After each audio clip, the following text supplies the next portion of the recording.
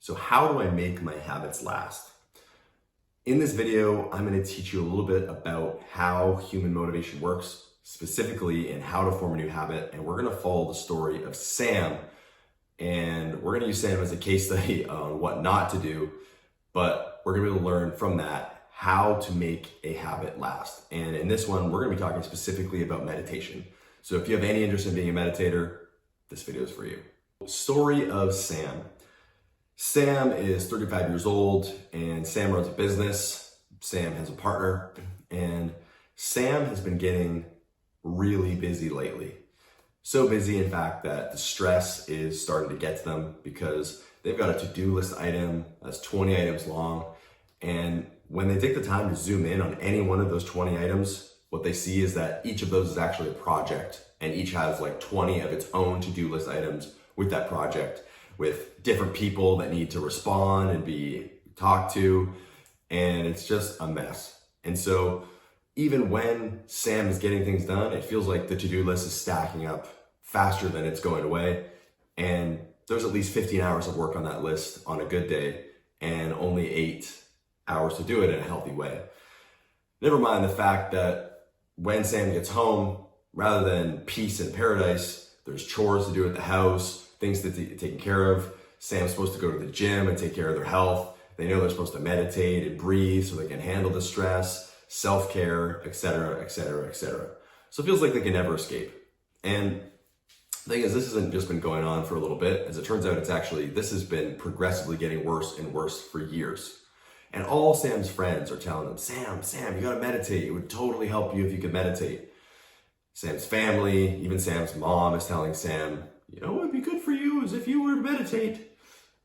And somewhere Sam knows it. Sam knows it would be good for them, but just hasn't been able to find the time to start. And then one day, Sam is cruising through YouTube and boom, this cool influencer, Joe Dispenza, shows up, watches his video, and all of a sudden he is sold.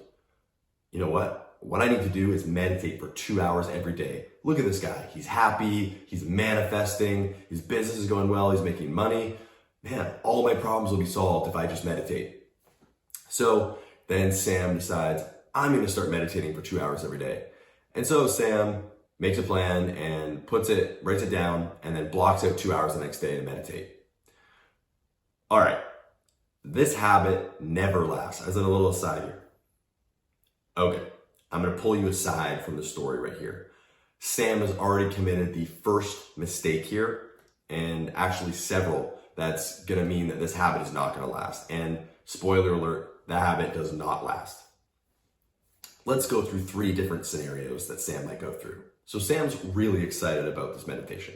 Sam blocks out 2 hours in the next morning and goes ahead and sets up to meditate.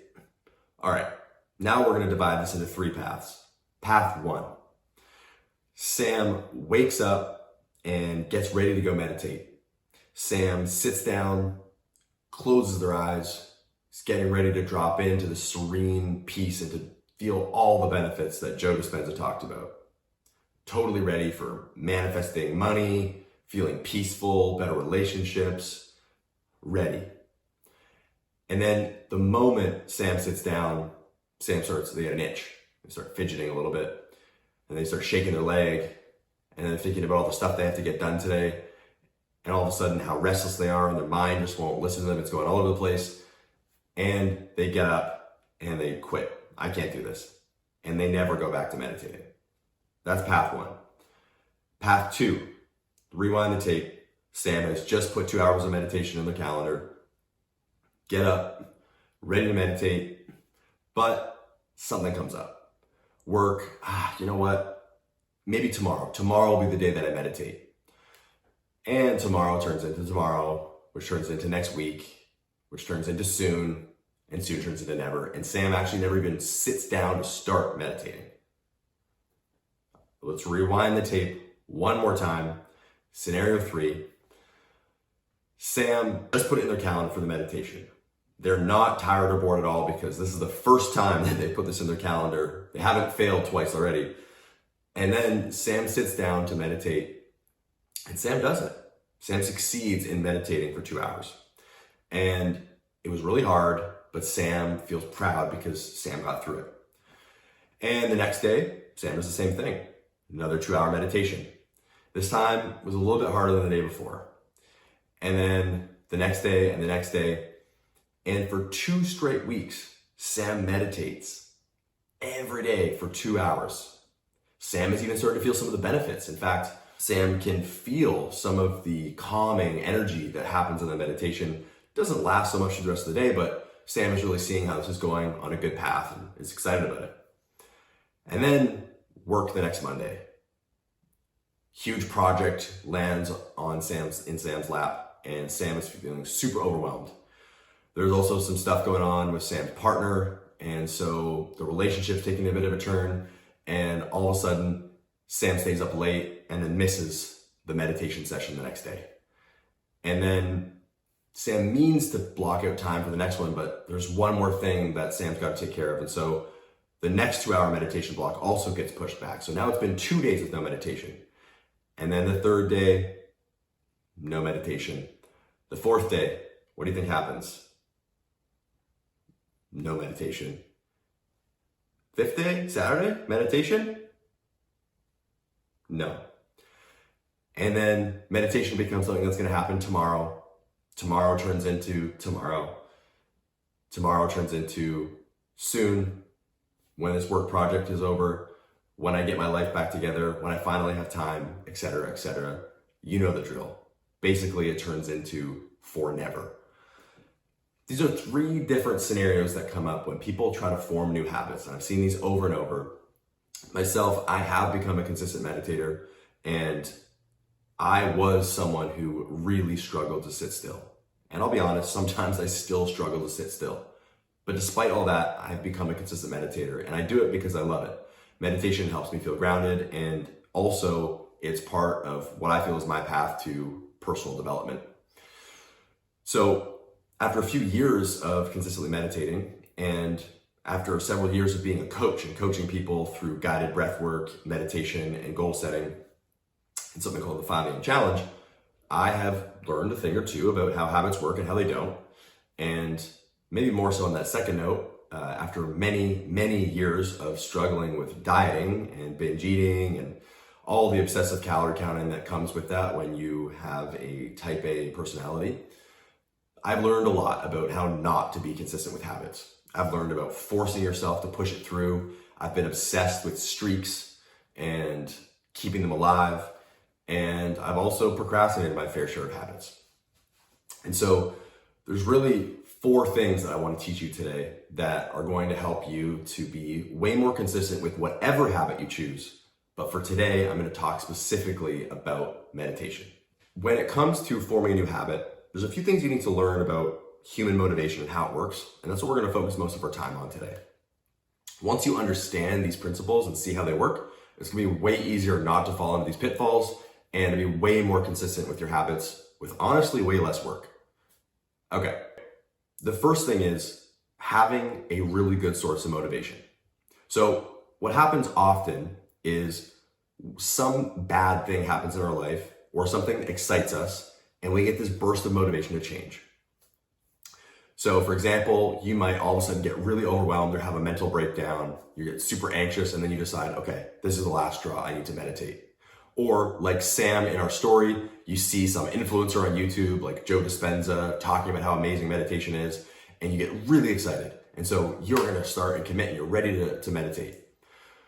Now, there's a couple things with this motivation piece because this motivation is not consistent. It's not gonna last. And so this pain that you're feeling for the anxiety attack or whatever you're dealing with isn't gonna last. And the other side is this YouTube influencer that just surprised you, this new information that's got you delighted and curious and excited, also isn't gonna last. And so if you go into this without any other source of motivation, then your new habit, which requires all this motivation that you're using, is going to fail once that motivation is no longer there. And so one of the things you need to do here, or one of the things you can do differently, is take that initial motivation and go a little bit deeper with it. Why do you really want this? Why is it really important to you? Is it really just about avoiding anxiety attacks? Is it really just about being cool like Joe Dispenza or some purported benefit of like peace? What does that really mean to you in your life? Make it real, make it personal. An easy way to do this is ask yourself, why do I want this? And the other thing you want to do here is, if you can, even if you can't get to the bottom of why this is so important to you, at the bare minimum, switch from an avoidance goal to an approach goal. If you're trying to avoid pain, trying to avoid feeling guilty about not meditating, if you're trying to avoid feeling stressed or overwhelmed, if any of those things are your motivators, then as soon as the thing you're trying to avoid is no longer in your life, your motivation is also gone and the habit's gonna die. And so if you can switch to an approach goal, something that you want more of. For example, I talked about Joe Dispenza might get you excited about this idea of peace. If you can go a step further and say, well, what I really want is to feel more peace in my days. Well, why is that important to you? Or what do I mean by peace in my days? Well, specifically, when I finish my day, usually I have no energy left for my partner when I get home. And that's really irritating me because I want to be more present with my partner. Great. Now you're on track for a more reliable source of motivation. Why am I doing this meditation? I'm doing this so I can be more present with my partner. Now it can become a solution for a problem. Okay, second thing. The second thing we tend to do wrong is we tend to want to start big and start fast. Take Sam, for example. Sam saw this YouTube influencer, Joe Dispenza, and thought, oh my God, I want to be like Joe Dispenza. I'm going to completely transform my life. I'm going to melt stress and eradicate it. I'm going to be so peaceful. My life's going to be amazing. I'm going to manifest money, etc. And all I got to do is 2 hours a day. I'm in it. Let's go. A lot of us tend to start habits that way. And because our motivation is really high at the start, we have all this energy. And so we think, yeah, I can do 2 hour meditation. But what we're not foreseeing is when that motivation starts to decline, when life happens and our number one focus in life is no longer 2 hour meditations. See, when Sam was really excited about it initially, that was all Sam could think about. All the benefits, all the life problems that are gonna be solved by meditation.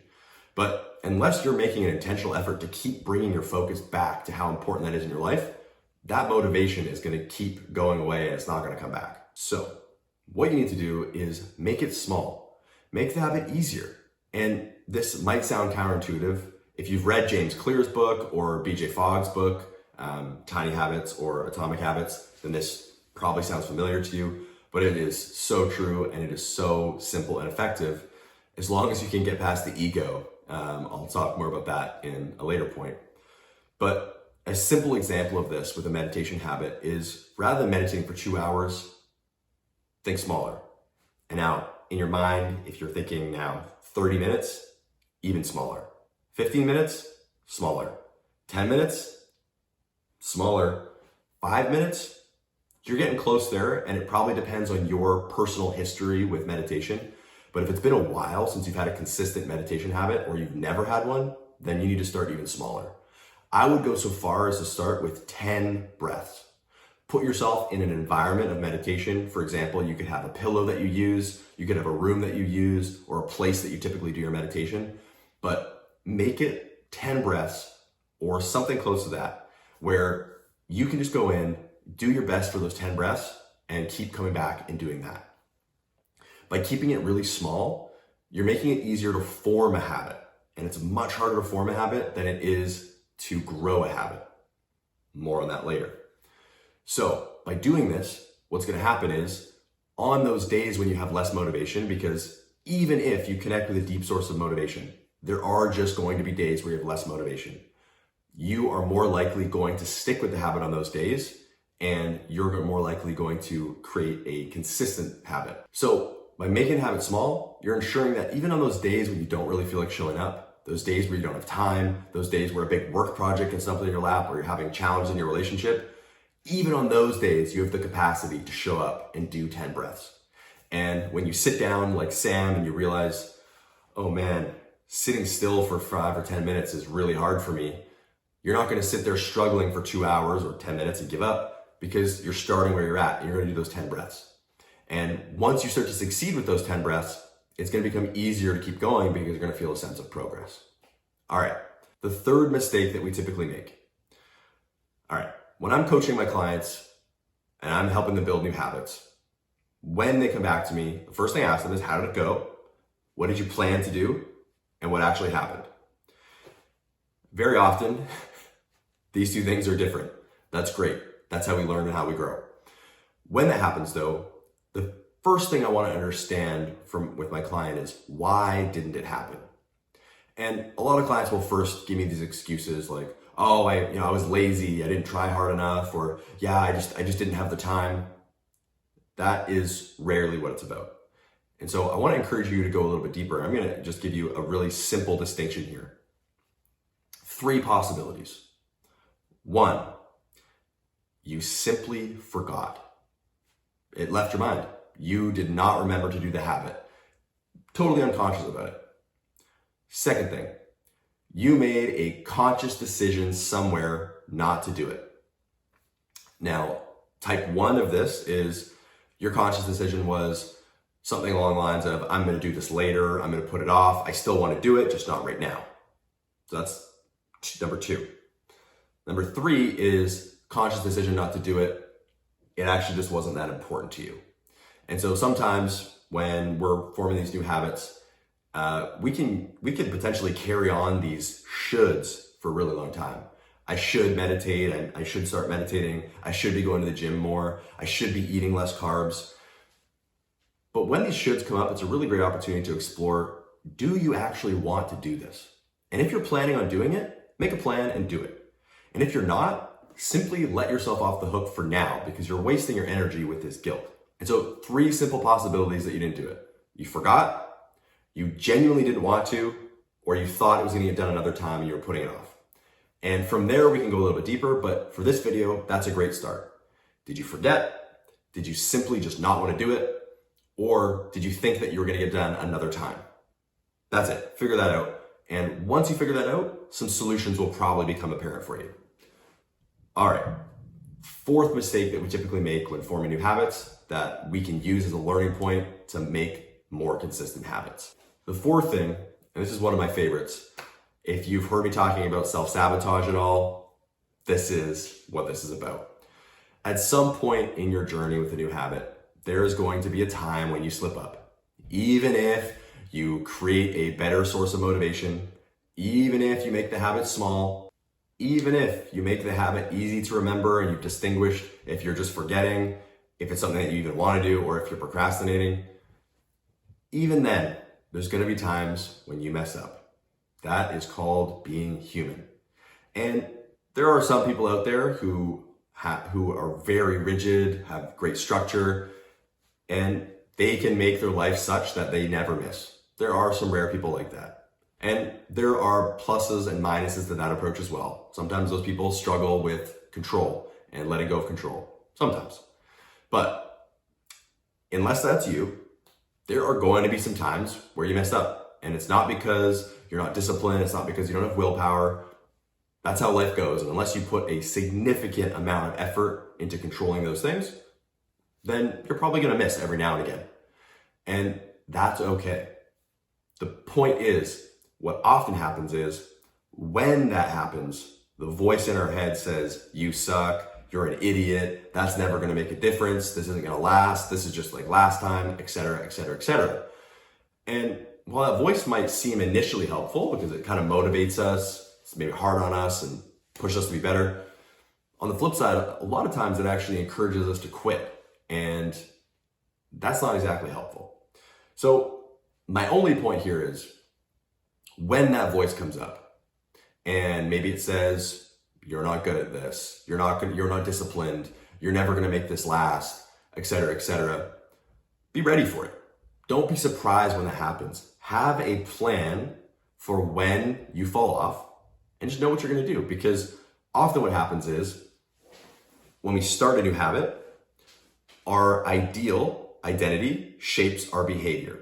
Who we want to be. I want to be a consistent meditator. Shapes our behavior. But then when we make mistakes, we let that behavior create a new identity for us, and a place where we're feeling low, we're not connected to our higher self. We then believe those voices and say, oh, yeah, okay, maybe I'm not as motivated as I thought. And we actually lower our view of ourselves. And when we do that, our behavior then follows. And so we create our own problems and we create our own lack of consistency by believing that about ourselves instead of, yeah, I didn't do it yesterday. That's it. That's all that happened. It doesn't mean that I'm not motivated. It doesn't mean that I never follow through. I just didn't follow through yesterday. And so if you can let go of that quicker because you have a plan, because you're ready for it, rather than destroying this identity that you had, then instead what happens is you just get right back up on the horse tomorrow. And James Clear says, I think in his book, he's like, never miss twice. Great philosophy and a great potential plan if you don't have one for what to do when you fall off inevitably. Just get back up. Just get started again the next day. If you don't have time for 10 breaths, do 1 breath. Just keep the habit alive. And if you're someone who gets obsessed with having streaks, keeping that streak alive, and as soon as that streak falls off, you totally just fall apart, well, then be ready for that. Because if your life becomes anchored to needing to keep that streak alive, and the second that it doesn't go through, your life falls apart or your habits fall apart, you're going to be kind of attached to those habits, and it's going to be really hard to be flexible in your life. And if this is the most important thing to you in your life, maybe that's fine. But if it's not, it might really start to compete with some other higher priority items, which is going to make this habit really hard to keep. So, in summary, let's tell a 4th version of the story with Sam after he makes that 2-hour appointment in his calendar for meditating. After making that appointment, Sam stops and he thinks about it. He thinks, why do I really want to meditate anyways? Yeah, I think honestly I've been feeling really stressed and overwhelmed, and how I want to feel is more peaceful. And specifically, I really want to feel more peaceful with my partner. When I get home from work, when I finish the day, when I migrate from my office to my kitchen and I see my partner, I want to be present. I want to be there with them. Okay, meditation is a way that I'm going to do that. By doing that, I'm going to be building up my skills to be a more compassionate and present person, and it's going to help me be more present in those moments. Great. So I've got a deeper source of motivation. 2, Sam also decides that, to do that, I don't really need to do 2 hours of meditation. I might get that at some point, but I don't really need to be like Joe Dispenza. That's not actually my goal. My goal is just to have a bit more peace. And I could do that with a really simple habit. And knowing that I haven't really been meditating consistently for any period of time. In fact, I can't ever remember sitting still for 5 minutes consecutively with my eyes closed. Maybe I'll start with 10 breaths instead of 2 hours. Keep it nice and simple. And also, then Sam thinks to themselves, there's going to be 3 ways that I potentially mess up. 1 is that I forget. 2 is that I find out it's really not important to me. Or 3 is that I put it off. I think that I'm going to get it done at a later date, but later never happens. Well, what I can do right now, that's within my control, is I can make it really easy to remember. So I'm going to write myself a sticky note, and I'm going to put that on my laptop so that before I start work each day, I see that sticky note and remember to go take 10 breaths and meditate. And then 4th, Sam thinks to himself, there's been times in the past where I've tried new habits and they haven't exactly lasted. And I've been pretty hard on myself. But you know what? This time, it's going to be different. This time, when I make a mistake, I'm going to forgive myself and I'm just going to get right back up the next day. Even when the voice in my head is saying that you suck and 10 breaths is not enough, that's never going to make a difference, I'm going to let that go and I'm going to choose to just keep going. Because I know that while it might be just 10 breaths today, 10 breaths actually feels better. And 10 breaths helps me be a little bit more present and peaceful in my day. And when I get home, be more present with my partner. So as long as I'm doing that, it's a win. And I also know that it's way easier to grow a habit than to start a habit. So I'm just going to be okay with my 10 breaths for now. And if I ever want to do more, I know that's totally an option. After this contemplation and setting up for this habit, Sam starts this 10 breath meditation. And at first, there's only a minimal benefit. Initially, Sam's excited because they're just starting something new and it feels good, but that excitement wears off. But because Sam set a small habit of just 10 breaths, even when that motivation wears off, Sam keeps going. And then something happens where somewhere in the 2 to 3 week mark, Sam has an especially difficult day and work gets really busy, huge project lands on Sam's lap. And then after a really stressful day, Sam comes home and their partner's going through some stuff and that's really stressful too. But something weird happens. Something that caught Sam totally by surprise. Sam was totally able to handle it. They didn't get overwhelmed. They didn't get super stressed. They were able to really be present with their partner and support them. And they thought to themselves, wow, I wonder if it's all the meditation I've been doing. And just like that, their motivation was reinvigorated, but this time it was a new motivation. It wasn't the motivation at a proposed benefit or what they thought might come out of it. It was based on actual experience. Sam had an experience of how powerful meditation could be for them. And from then on, meditation became something they did for life. Hopefully this story about Sam helps you understand your motivation, how it works, some of the pitfalls, and a simple way that you can make it way more likely that you succeed with your meditation habit. Or if you want to try and apply this to a different habit, it can work with pretty much any habit. You might have to change the 10 breaths to something else if it's a different habit though. Anyways, hope that really helps. And as always, don't forget to smile and have a great day. Cheers.